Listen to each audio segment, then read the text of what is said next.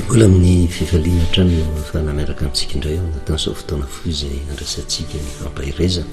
amin'ny alalany tenin'Andriamanitra izao hivavaka isika. Jehovahandriamanitra iray eo dia misaotra anao hatramin'izay satria ao anatin'ny fotoana mampory tokoa no hidiranao antsehatra manoro lalana mba hananana fanantenana. Misaotra anao ny amin'ny fitantananao ny fiainanay sambatan'olona indrindra ny firenena. Tsy misy zavatra tonga ho azy fa avy aminao avokoa no mahatonga indrendrehetra rehetra eny ary misy feonao miteny kanefa matetika tsy rehanay izany. Dia matoko sy mino fa ny fanahinao masina dia asa mandrakariva nokatra ny saina mampana mivahoakanao mba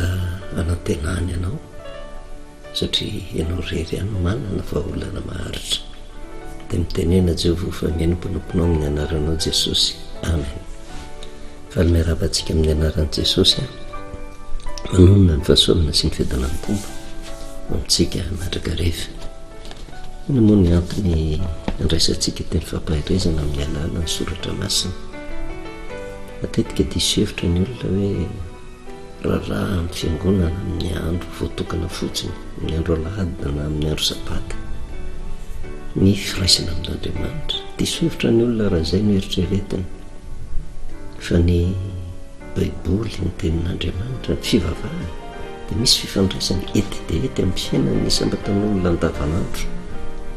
Misy fifandraisany eo amin'ny lafim-piainana rehetra nefa na dia ny firenena aza. Fisaintsainana diso ataon'ny zanak'olombelona ny fieritreretana fa ny fitantanana ranofo dia rarahan'olombelona fa tsy rarahan'Andriamanitra. Fa mijery Andriamanitra, miteny Andriamanitra, mahalala ny zavatra rehetra Andriamanitra, fantan'ny olana sy ny fahoriana, mitondra vahaolana mandraka rehefa Andriamanitra. Ary naiza dia misy mpanolotsaina irahan'Andriamanitra foana mampahatsiaro ny olona rehetra amin'ny sehatra misy azy mba handehanany amin'ny marina, hanana fitorantena avy amin'Andriamanitra mba hahazahoany ny vahaolana maharitra.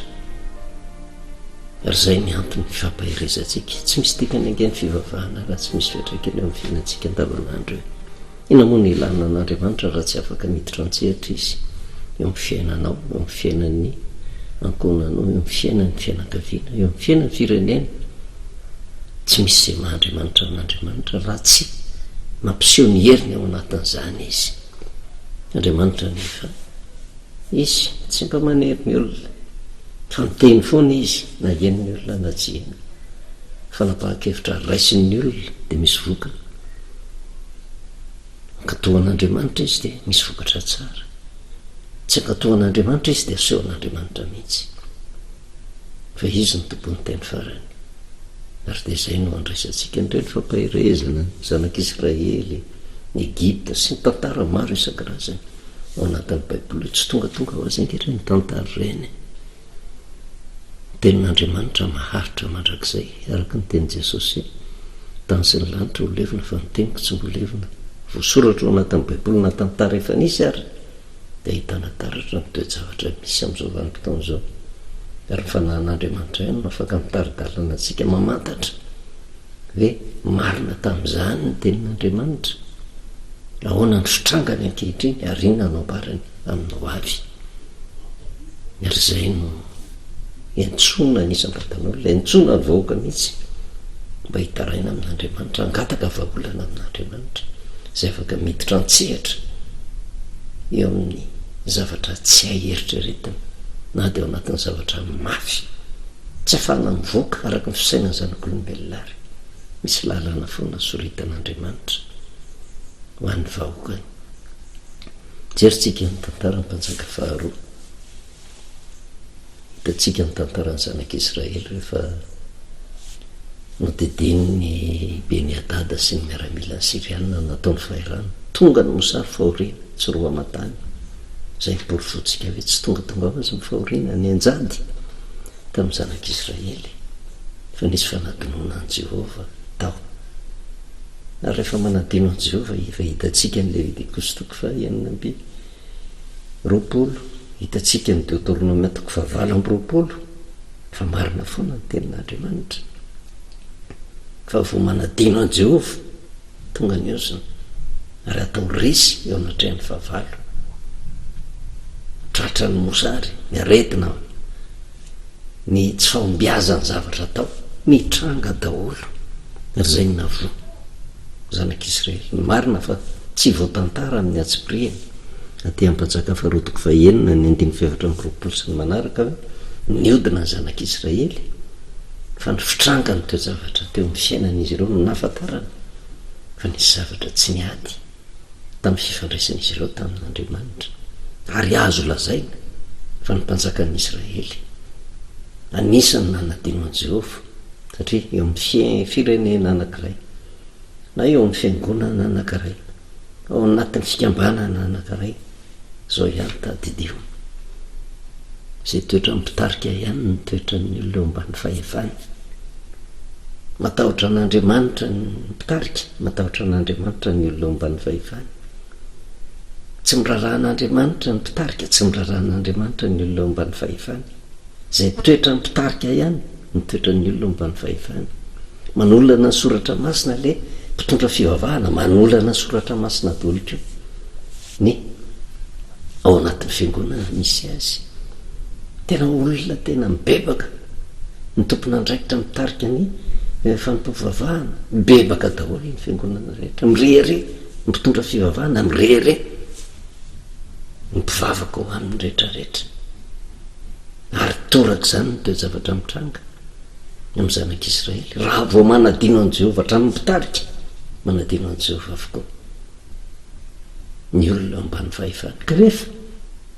tsy voatery ho izay daholo nefa fa misy foana olona voatendrin'Andriamanitra hitodika aminy hitaraina aminy mba famonjena ny be sy ny maro zay fa manadino an Jehova ary zay efa miporofontsika teto hoe ny fahorianany anjady tamin'ny zanak'Israely na tonga miaramila nanofa irana any Samaria dia vokatry ny fiodinany hatramin'ny mpanjakan'ny Israely taraina amin'izay le vahoaka teo ary ty tadidio mandrakariva jereo ny tantarany zanak'Israely teo ambany fahefan'ny Egiptiana tamin'izany vanim-potoan'izany zay fahitantsika fa tsy nanana-pitarika ange izy ireo tamin'izany vanim-potoan'izany miaina fotsiny miadana eo anatrehan'ny Egiptiana fa rehefa nanadino an Jehova dia tsy niandro mpitarika akory antaotsika hifidy mpitarika ao atsika mba hitaraina amin'i Jehova fa le vahoaka mihitsy no nitaraina tamin'i Jehova dia namaly vavaka Andriamanitra dia iny le Exodosy toko fahenina tsy mbola valim-bavaka tsy mbola tonga tao amin'ny vahaolana tanteraka ny zanak'Israely fa vao manomboka miainga tamin'ny alalany teny fampanantenana no men'Andriamanitra amin'ny Mosesy ny Exodosy toko fahenina ny 1 satria na Mosesy kivy Mosesy ny voafidy ho mpitarika natao mpanelanelana amin'Andriamanitra sy ny olona sy natao hitondra ny fitarainan'ny olona eo anatrehan'Andriamanitra kanefa kivy dia namaly vavaka Andriamanitra kehitriny dia ho hitanao zay ataoko amin'ny Farao ny tanako mahery no androahana azy ny tanako mahery ozy no andefasany azy zay nyresantsika hoe misy zavatra anankiroa tsy maintsy mitranga foana rehefa miaraka amin'Andriamanitra fa mindram-po valim-bavaka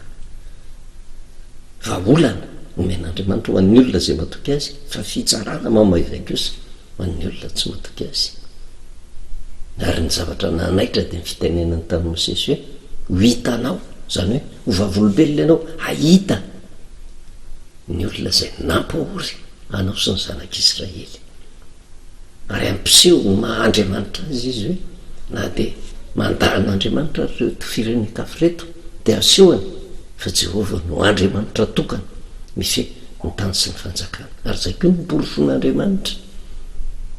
eo ange tsy afabelana inona na inona zavatra mitranga hitantsika manerina n'ity zao dia matetika ny Andriamanitra ivavahan'ny kristianina mahazo tsiny mandrakariva ary misy mihitsy ary tena firenena tena hoe tena manenjika mihitsy ny fivavahana kristianina manakatona fiangonana noho tsy fahazakana lalàn'Andriamanitra zay ho apetraka satria mieritreritra président zay tsy tomoko ny anarany amin'ny firenena vahiny dia nanandray fanapahan-kevitra mihitsy manakatona fiangonana fa lazainy fa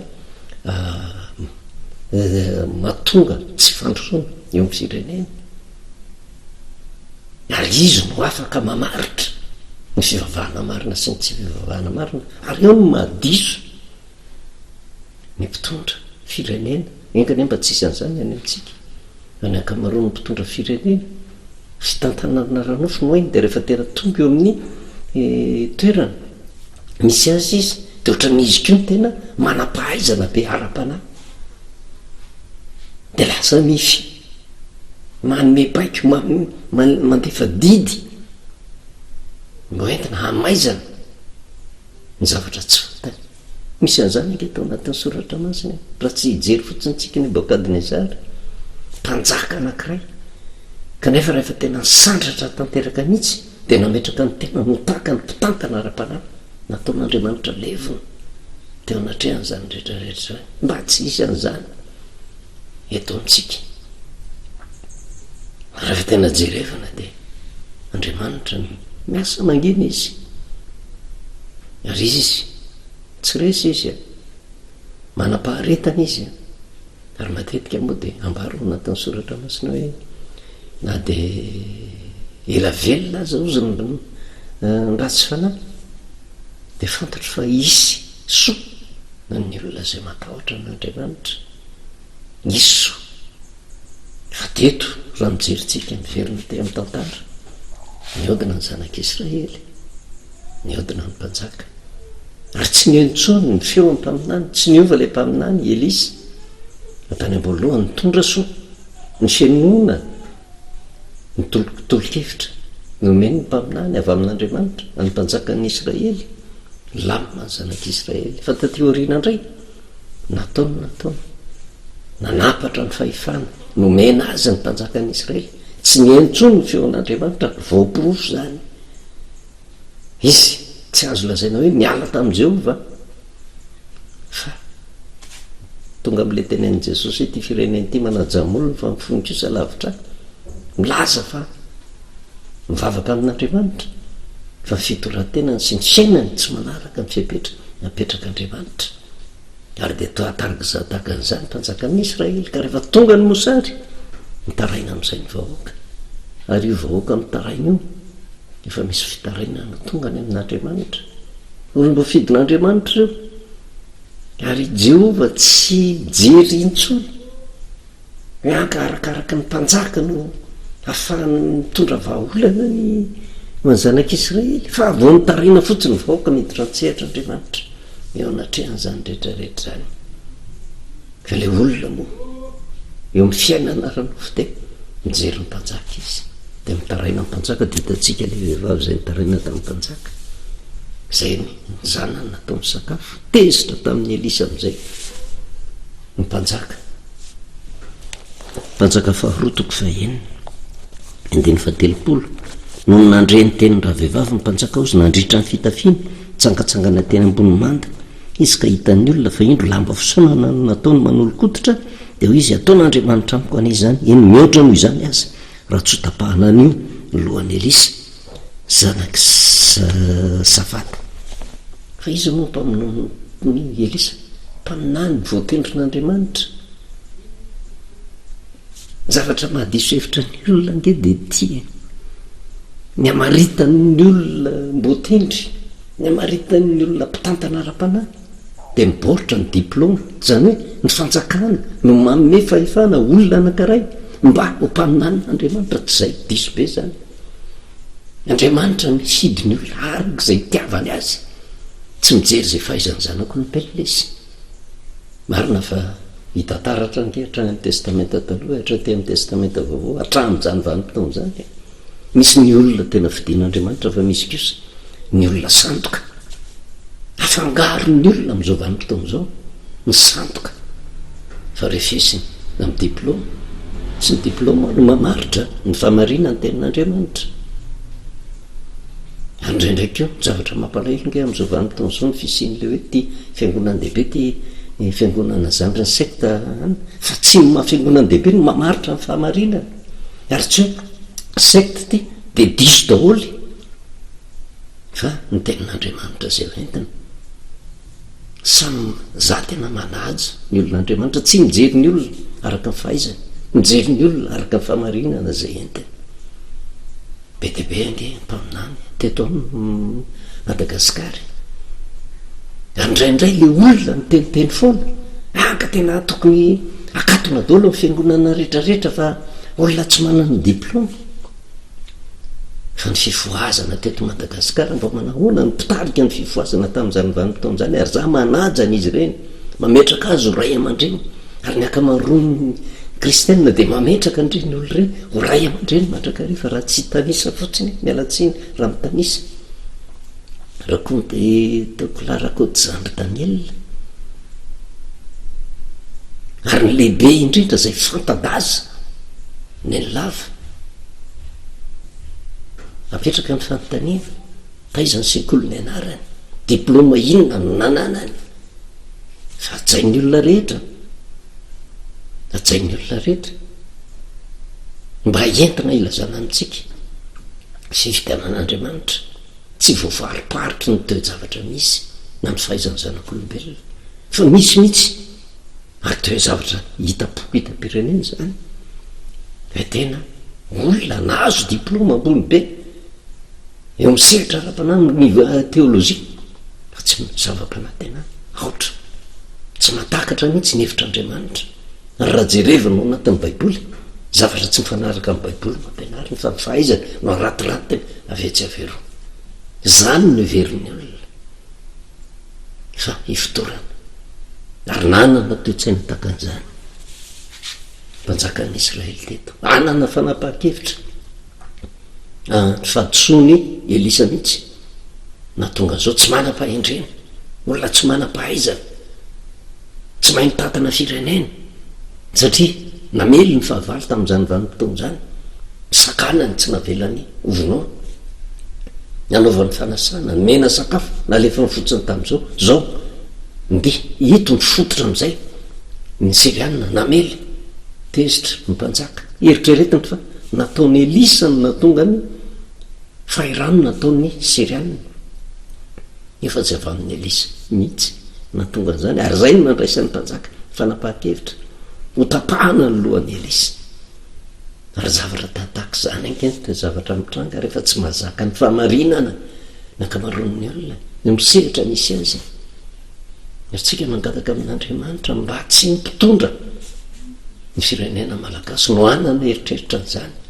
hoe ny olona miteny marina ny rahan'Andriamanitra no andeha ka enjehana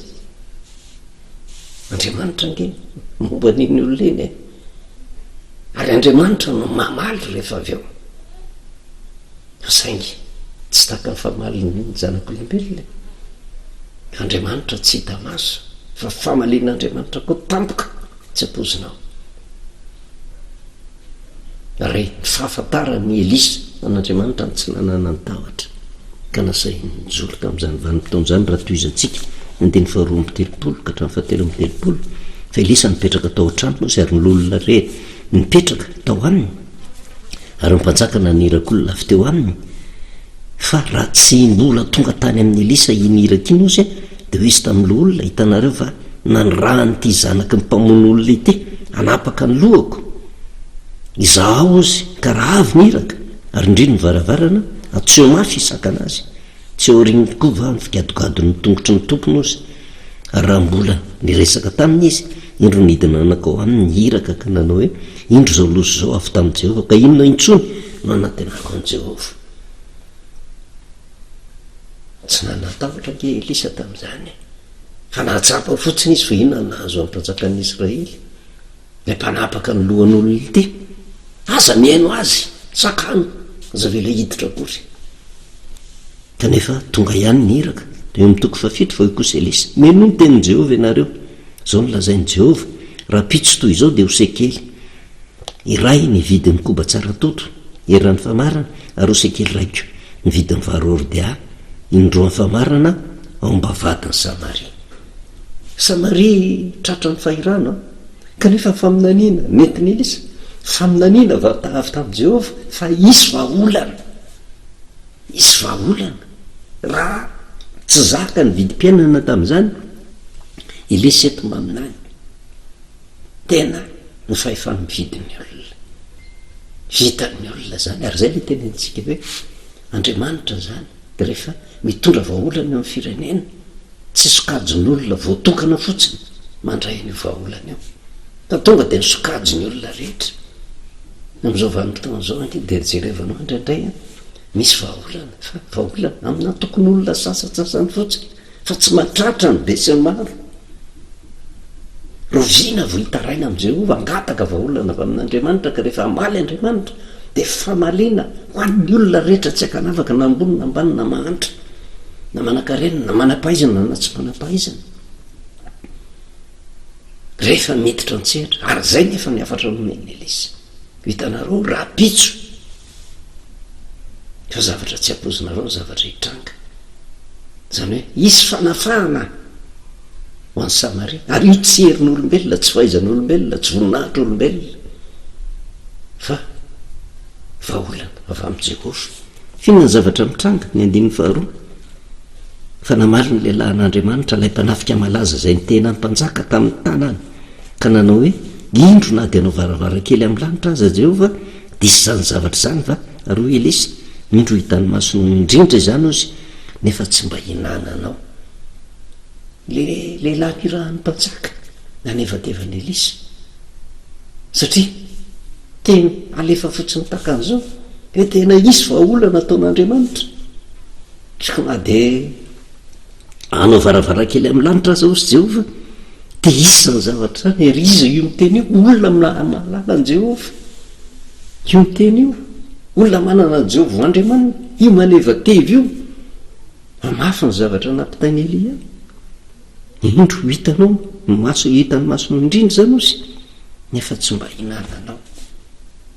nareo nijanonantsika indray androany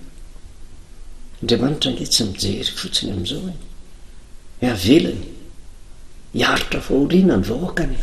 fa mivanim-potoana tena hitaraina ny vahoakany mamaly Andriamanitra mety tsy hitatsika mivantana hoe iza nitaraina teto fa matotonga ny afatra avy amin'ny Elisa hoe tena rapitso tahaka an'izao io sekely